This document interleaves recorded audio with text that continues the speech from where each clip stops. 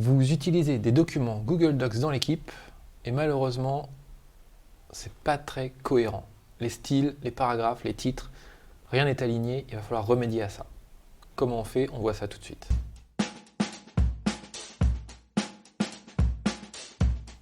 Salut, c'est Benjamin, on se retrouve pour une nouvelle vidéo Rethink Tips. Aujourd'hui, un conseil autour des documents. Nous, on a fait le choix d'utiliser Google Docs et donc toute la suite Google Workspace dans laquelle sont intégrés les Google Docs. Et évidemment, se pose toujours la question de la cohérence entre les documents qui sont créés par les uns et par les autres. Eh ben, c'est assez simple. Le petit conseil que je vous donne aujourd'hui, c'est comment utiliser les styles.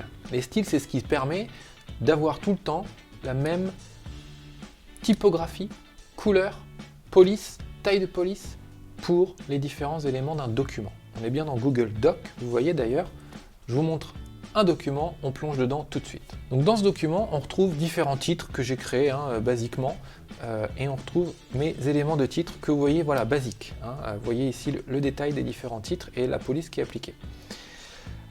Au préalable, évidemment, j'ai enregistré certains titres comme étant mes styles par défaut. Et donc, je vais pouvoir, d'un simple clic, dans chaque nouveau document, pouvoir dire j'utilise mes styles par défaut, ici dans ce menu. Et en un clic, voilà, mes styles sont revenus, vous les trouvez ici, vous les trouvez ici, voilà les différents titres. Comment ça marche, ce système-là, pour enregistrer, cette fois-ci l'inverse? Eh bien, tout simplement, il suffit de positionner les différentes polices, les différentes couleurs, et pour chacun des styles que l'on veut sélectionner, on va aller dans ce menu ici des styles, on va choisir le style et on va dire mettre à jour en fonction de la sélection. Donc il faut avoir sélectionné évidemment.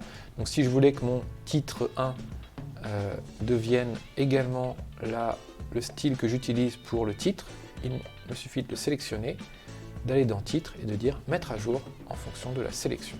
Et vous voyez, mon titre est devenu identique à mon titre 1. Voilà, j'espère que ce tips dans les deux sens, comment enregistrer, comment en remettre, vous sera utile dans vos documents. Nous, on s'en sert très régulièrement. À vous de voir. En attendant, vous pouvez liker, faire un petit commentaire ou partager cette vidéo sur les réseaux. Moi, je vous dis à très vite.